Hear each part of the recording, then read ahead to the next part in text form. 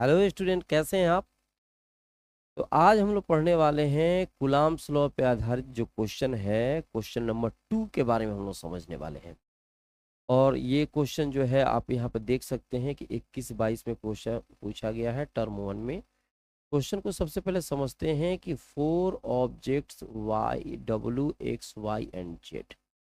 ठीक है, 4 ऑब्जेक्ट हैं और एक वाई डब्ल्यू है, एक्स है, वाई है, जेड है। डब्ल्यू दिख रहा है मेरे भाई, एक्स दिख रहा है, यहाँ वाई दिख रहा है और यहाँ पे आपको दिख रहा है Z. Each with charge plus Q are held fixed at 4 points of square of side he has shown in the figure. अब यहाँ क्वेश्चन में जो कह रहा है मेरे भाई, थोड़ा सा इसके बारे में समझिए। क्वेश्चन में जो बोल दिया है, क्वेश्चन का थोड़ा सा हम लोग इसका अलग, यहाँ पर भी क्यू चार्ज है, यहाँ पर भी क्यू चार्ज है, यहाँ पर भी क्यू चार्ज है, यहाँ पर भी क्यू। क्वेश्चन कह रहा है, देखो, with charge plus Q are held fixed at 4 point of square of side D. और साइड क्या है मेरे भाई? डी है। ठीक है, तो objects X and Z are on the mid point of the side of the square. ये स्क्वायर के मिड पॉइंट में, यहाँ पे जहाँ पे एक्स दिखाई दे रहा है, जेड भी जो है ये मिड पॉइंट पे भी, इसके इसके मिड पॉइंट में है। ठीक है, the electrostatic force exerted by the object W on object X is F। ठीक है, W के द्वारा X पर, ध्यान से देखिए, यहाँ क्वेश्चन करा object W on object X, ठीक है, इज F। जो फोर्स अप्लाई कर रहा है W के द्वारा X पर, वो फोर्स कितना है मेरे भाई? F है।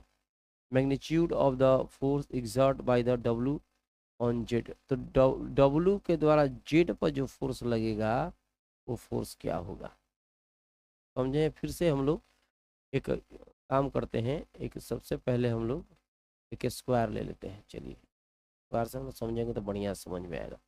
यहाँ स्क्वायर है मेरे भाई, और स्क्वायर में थोड़ा सा कलर बदलना जरूरी।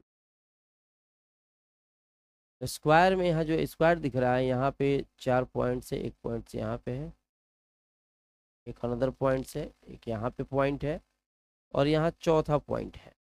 यहाँ पे W है मेरे भाई, यहाँ पे X है, और यहाँ पे Y है, और लास्ट में जो यहाँ Z दिखाई दे रहा है, ये भी इसके और इसके मिड पॉइंट में पड़ रहा है। दोनों जो कॉर्नर हैं, दोनों कॉर्नर के मिड पॉइंट में है। ठीक है, और क्वेश्चन के हिसाब से W के द्वारा जो X पे जो फोर्स अप्लाई हो रहा है वो F हो रहा है। कौन सा फोर्स अप्लाई हो रहा है मेरे भाई? F।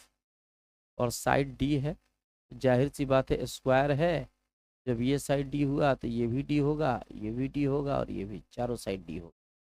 तो क्वेश्चन कह रहा है कि, क्वेश्चन क्या बोल दिया है, यहाँ से जो जेड पे फोर्स अप्लाई होगा डब्लू के द्वारा, वो क्या होगा।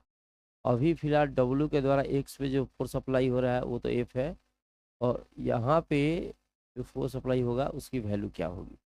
तो सबसे पहले जो ये डब्लू से लेकर जेड तक जो आपको दिखाई दे रहा है सीधा लाइन, और तीनों पे चार्ज बराबर है, मतलब डब्लू पर भी चार्ज उतना, एक्स पर भी चार्ज उतना, वाई पर भी चार्ज उतना, और इस पर भी चार्ज उतना। तो अगर इसके और इसके बीच में चार्ज का पता चल गया, अगर बीच का डिस्टेंस पता लग जाए तो एफ निकल जाएगा, क्योंकि एफ निकालने के लिए क्या चाहिए, ये तो होता ही है, Q1 चाहिए, Q2 चाहिए, और बीच का डिस्टेंस चाहिए। तो Q पहला चार्ज यहाँ है, दूसरा चार्ज यहाँ पे है, ठीक है, और बीच का डिस्टेंस पता नहीं है। सबसे पहले क्या करते हैं मेरे भाई, ठीक है, यहाँ से इसका डिस्टेंस, यहाँ से टोटल का यहाँ तक डिस्टेंस डी है, क्योंकि चारों कॉर्नर आपस में बराबर होंगे। तो यहाँ से यहाँ का डिस्टेंस कितना होगा, यहाँ से यहाँ, जो यहाँ का डिस्टेंस होगा D/2 हो जाएगा, आधा, आधा होगा। तो जो W के द्वारा एक्स पर फोर्स सप्लाई कितना हो रहा है, W के द्वारा एक्स पर F, F का F हो गया पहला चार्ज, मतलब W का चार्ज Q, एक्स का चार्ज Q, क्योंकि इसी के बीच हम निकाल रहे हैं। तो जब इन दोनों के बीच हम निकालेंगे मेरे भाई, तो इसका चार्ज लिया जाएगा और इसका चार्ज, दोनों के पास चार्ज जो है वो सेम है, तो पहला चार्ज दूसरा चार्ज बाई डिस्टेंस, तो डिस्टेंस कितना आया है d/2, कितना आया है d/2 होल का स्क्वायर, d/2 होल का स्क्वायर हमने कर दिया। तो k का k आ गया, q से q में मल्टीप्लाई हुआ तो q का स्क्वायर, और ये हो जाएगा डी स्क्वायर बटा में हो गया 4, पलटेगा तो हो जाएगा 4k q स्क्वायर बटा डी स्क्वायर। ये f की वैल्यू निकल गई।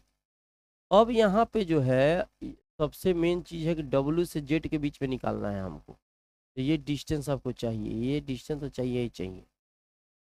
तो यहाँ का लेंथ कितना होगा, यहाँ का लेंथ हो जाएगा d, छोटा d, और यहाँ का लेंथ कितना है d/2, तो उसी के बराबर ये भी होगा d/2। तो ये हो गया, अगर ट्रायंगल देख लेते हैं, यहाँ ट्रायंगल बन रहा है, यहाँ पे होगा परपेंडिकुलर, ये हो गया बेस, और साइड में यहाँ पे जो होगा वो हाइपोटेनस हो जाएगा। ठीक है, तो अगर WZ निकालें, WZ डिस्टेंस इक्वल टू होगा d का स्क्वायर मैंने p का स्क्वायर बाई b का स्क्वायर, तो d/2 का होल का स्क्वायर, d का स्क्वायर तो d का स्क्वायर ही रह गया, ये हो जाएगा d²/4 रूट अंडर, एलसीएम ले सकते हैं 4d² प्लस d², कितना हो गया मेरे भाई, ये आ जाएगा WZ इक्वल टू हो जाएगा 5d² और बटा में 4, तो यहाँ हो जाएगा √5, और इसका रूट जो होगा हट गया तो ये 2 हुआ, और d का स्क्वायर भी हट जाएगा, रूट हटेगा, तो WZ मतलब W से Z के बीच का डिस्टेंस इतना हुआ।